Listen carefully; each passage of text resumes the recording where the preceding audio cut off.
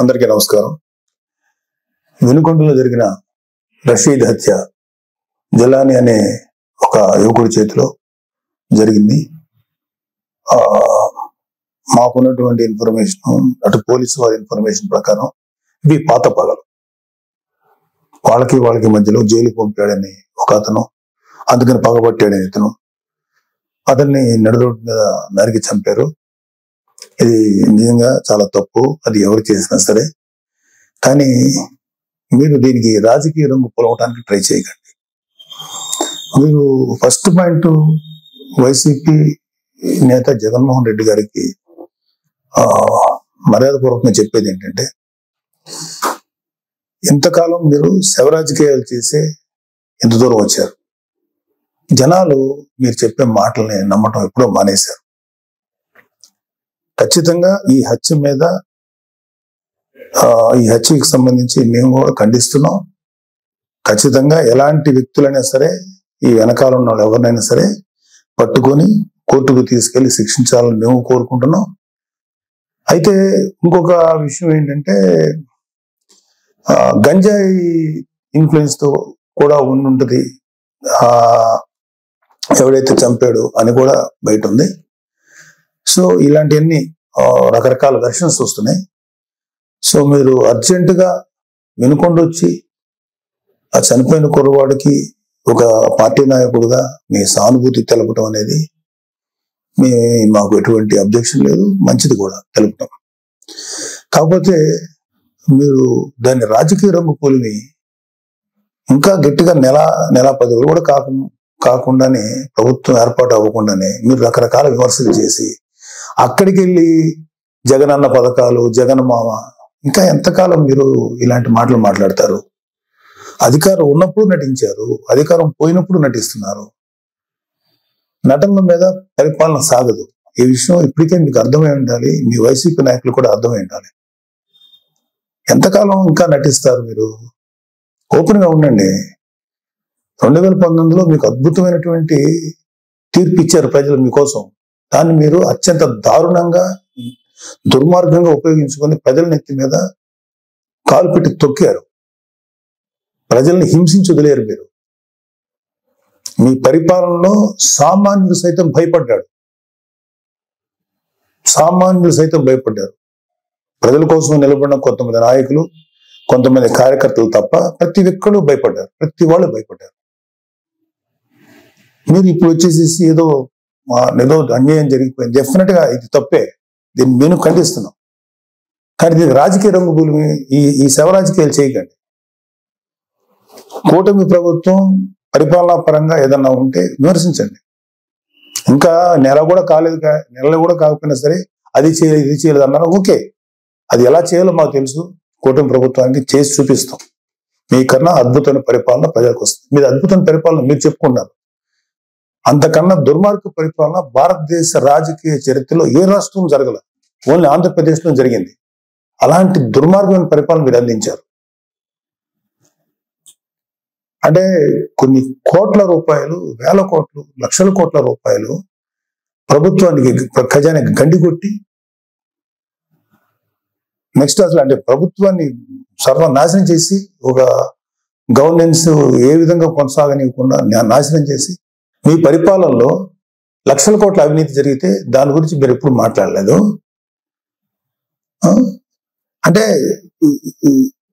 మీరు పెట్టిన బొక్క, అంటే మన రాష్ట్ర ఖజానాకి కనీసం 2-3 మినిమం 4-5 ఏళ్ళు పడుతుంది మినిమం ముందు ఆ బొక్క పుడ్చడానికి.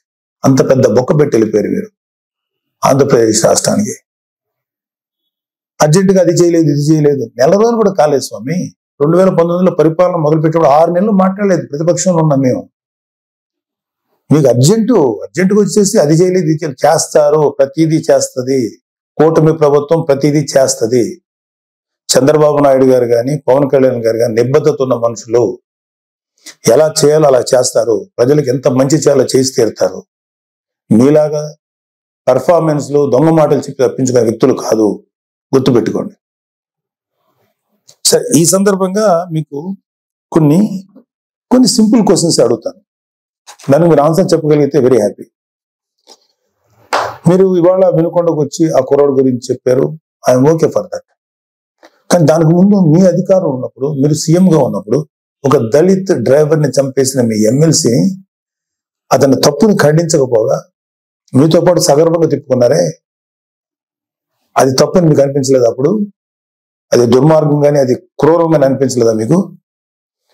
డాక్టర్ సుధాకర్ అనే ఒక ఆయన్ని ఉద్యోగం ఊడబెరికి పిచ్చోడు చేసి రోడ్ల మీద చొక్కా కూడా లేకుండా పోలీసులతో తన్నించి, మీ యొక్క అనుంగు పోలీసులు తన్నించి ఆఖరికి అతను చచ్చిపోయేలా చేశారే, అప్పుడు మీకు ఎటువంటి కామెంట్ చేయాలనిపించలేదా? వాళ్ళ అక్కని కొంతమంది వైసీపీ కార్యకర్తలు, గూండాలు సెక్సువల్ గా హెరాస్ చేస్తుంటే అడ్డుకున్న అమర్నాథ్ అనే బీసీ కుర్రోడిని, మైనారిటీ తీరిన కుర్రోడిని పెట్రోల్ పోసి కాల్చి చంపేశారు కదా, అప్పుడు కూడా మీకు ఏమి రియాక్ట్ అవ్వలేదా మీరు? అప్పుడు కూడా కనీసం ఒక మాట మాట్లాడలేకపోయారా మీరు? 32,000 మంది ఆడపిల్లలు అదృశ్యం అయిపోయారని చెప్పి పవన్ కళ్యాణ్ గారు చెప్పి కనీసం ఒక పోలీస్ రివ్యూ పెట్టండి అంటే కనీసం పోలీస్ రివ్యూ కూడా పెట్టకుండా 32,000 మంది ఆడపిల్లలు అదృశ్యం అయిపోతే అప్పుడు మీకు మాట్లాడటానికి నోరు రాలేదా? ఇప్పుడు మీ కార్యకర్తలకు లేకపోతే మీ వాళ్ళకి అన్యాయం జరిగిపోతుందని ఇంత మాట్లాడుతున్నారే, మీరు అప్పుడు కూడా మాట్లాడుంటే ఇప్పుడు మీరు మాట్లాడిన మాటకు విలువ ఉండేది.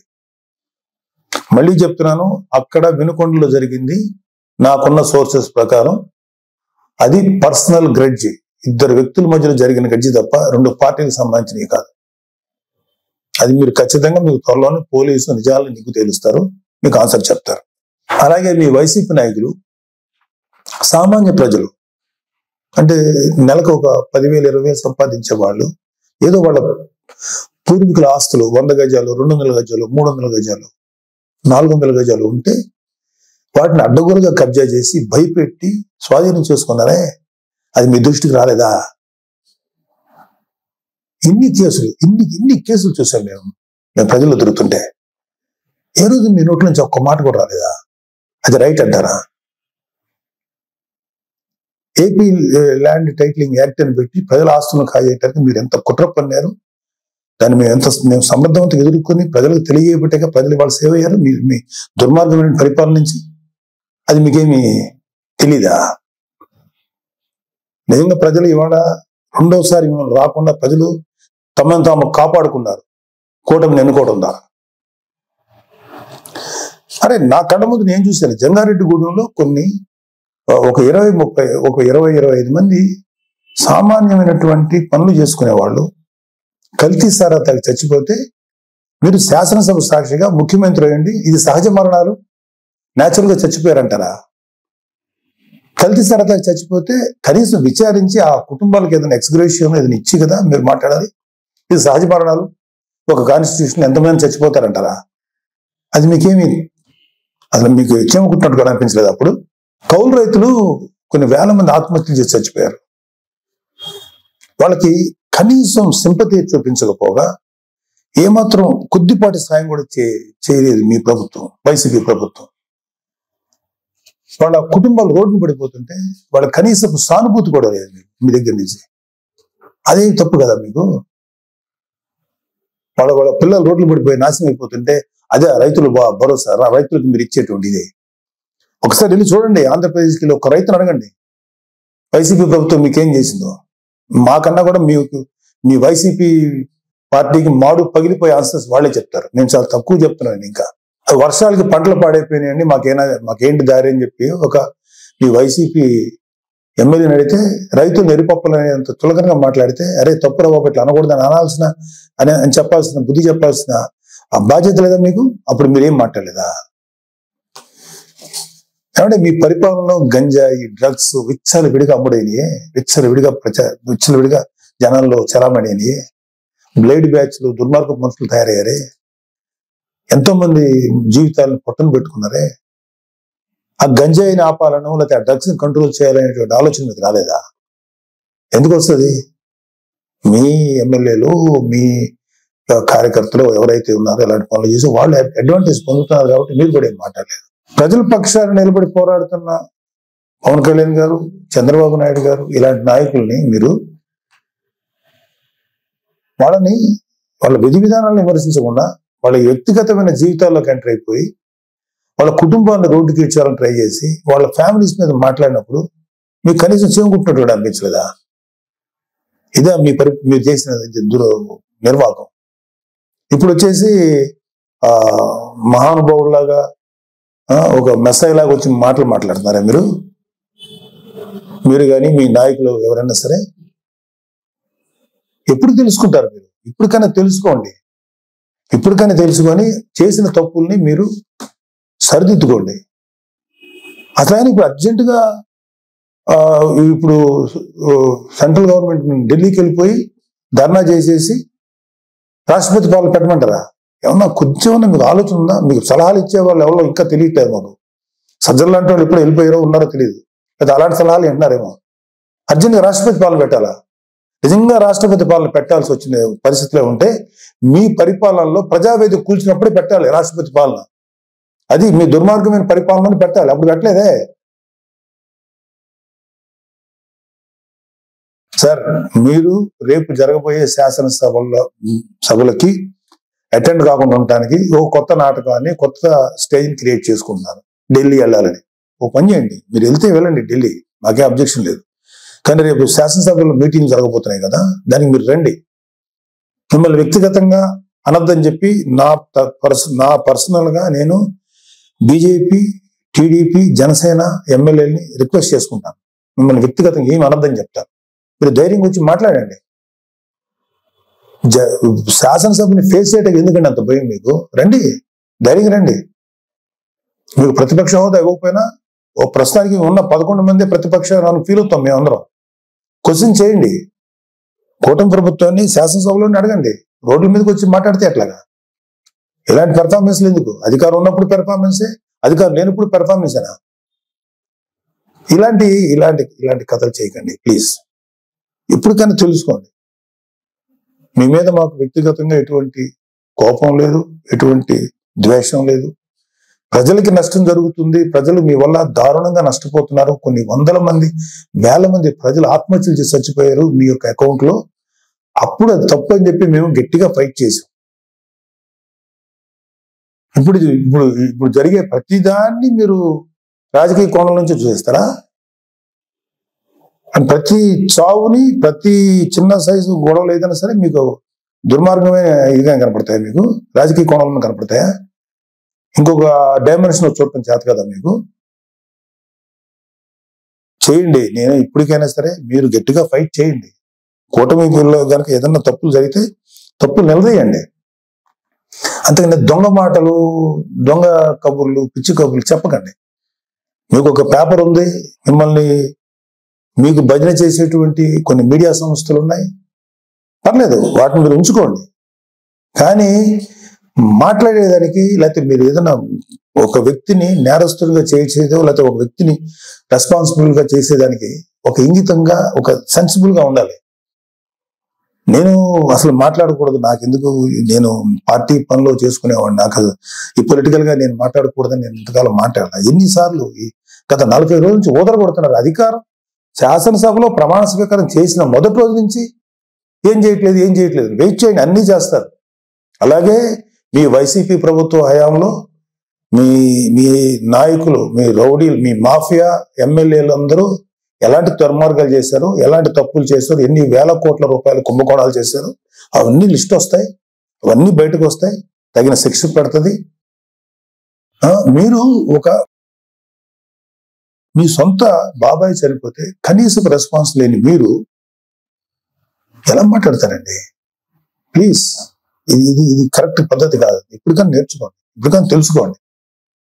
ఎప్పటికైనా చెప్పుడు మాటలు, పిచ్చి మాటలు వెంట మానేయండి.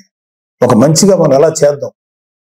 రేపు పొద్దున 10 ఏళ్ళు ఉంటారు, 15 ఏళ్ళు ఉంటారు ఈ కూటమి ప్రభుత్వం వాళ్ళు. ఆ తర్వాత మీరు వస్తారు. నాకేమి మీరు రాకూడదని అనుకోవట్లేదు, మీరు రండి. బట్ మీరు చేసిన పెద్ద బొక్కకి కనీసం 15 ఏళ్ళ పాటు వీళ్ళుంటే ఆ తర్వాత మీరు మళ్ళీ వచ్చి చెదురు. కానీ ఈ లోపుగా మీరు రియలైజ్ అవ్వండి, మంచి దారిలో నడవండి, మంచి పద్ధతిగా నడవండి. దుర్మార్గపు వ్యక్తుల సలహాలు తీసుకోకండి. మీరు కూడా దుర్మార్గం ఆలోచన పక్కన పెట్టండి. నీతి నిజాయితీగా జెన్యూన్ ఉంటా ట్రై చేయండి. మేబీ జనాలు ఒక 10 ఏళ్ల తర్వాత, 15 ఏళ్ల తర్వాత మిమ్మల్ని గౌరవించవచ్చు, రెస్పెక్ట్ చేయొచ్చు. ఇలాగా అనవసరమైన మాటలు మీరు కానీ, మీ ఎమ్మెల్యేలు కానీ ఇవ్వండి, ఒక 6 నెలలు టైం ఇవ్వండి, చేస్తారు. మీరు అనుకున్నవన్నీ చేస్తారు.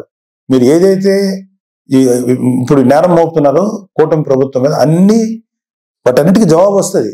వాళ్ళు ఏవైతే ఈ మేనిఫెస్టోలో ప్రామిస్ చేస్తారో అవన్నీ చేస్తాం. మాకు సెంట్రల్ గవర్నమెంట్ నుంచి సంపూర్ణ సహకారం ఉంది.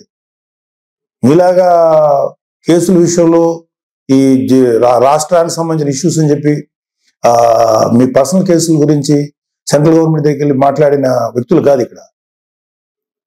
పవన్ కళ్యాణ్ గారు కానీ చంద్రబాబు నాయుడు గారు కానీ రాష్ట్రానికి మంచి నిధులు రప్పించి ప్రజల కోసం బాగు చేద్దామని, ప్రజల జీవితాలు బాగు చేద్దాం ఉన్నారు.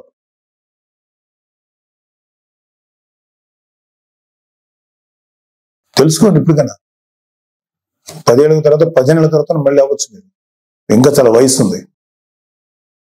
దొంగ మాటలు మాట్లాడు లేదా పిచ్చి మాటలు మాట్లాడేంత మాత్రాన జనాలు గొర్రెలా నమ్మరండి. జనాలు చాలా చాలా ఇంటెలిజెంట్ పీపుల్. వాళ్ళు ఎవడు మంచోడో, ఎవడు చెడ్డోడో, ఎవడు ఎలాంటివాడో ప్రజలు చాలా కూలంకషంగా గమనిస్తారు. త్వరలోనే మేము కూటమి ప్రభుత్వం మీకు సరైన ఆన్సర్ చెప్తుంది. ఇవన్నీ అయిన తర్వాత వెళ్ళండి. మీరు వెళ్ళి ఢిల్లీ వెళ్ళి ధర్నాలు చేసుకుంటారా, రాష్ట్రపతి వాళ్ళు పెట్టాలి కోరుకుంటే చెప్పండి, వాళ్ళకి సహేతుకమైన కారణాలు చెప్పండి. అడగటానికి రాష్ట్రానికి అర్జెంట్గా రాష్ట్రపతి పాలన గురించో అది పెట్టాలని అర్థం ఉందా? కొంచెం ఉందా మీకు? భారతదేశానికి స్వాతంత్రం వచ్చిన తర్వాత ఆఖరికి యూపీ లాంటి రాష్ట్రాల్లో కూడా, బీహార్ లాంటి రాష్ట్రాల్లో కూడా జరిగినటువంటి అరాచకం ఆంధ్రప్రదేశ్ జరిగింది మీ 5 ఏళ్ల ప్రభుత్వ పాలన హయాంలో. అది మీరు గుర్తుపెట్టుకోండి. పిల్లి కళ్ళు మూసుకొని పాలు తాగితే ఎవరు చూడలేదు అనుకోకండి, అన్ని చూస్తున్నారు. మీ మీద ఎన్ని రకాల దుర్మార్గాలు చేశారో మీ ప్రభుత్వంలో, మీ హయాంలో అన్నీ ఉన్నాయి. అన్ని బయటకు వస్తాయి, కంగారు పడకండి, అన్నీ వస్తాయి. థ్యాంక్ యూ, నమస్తే.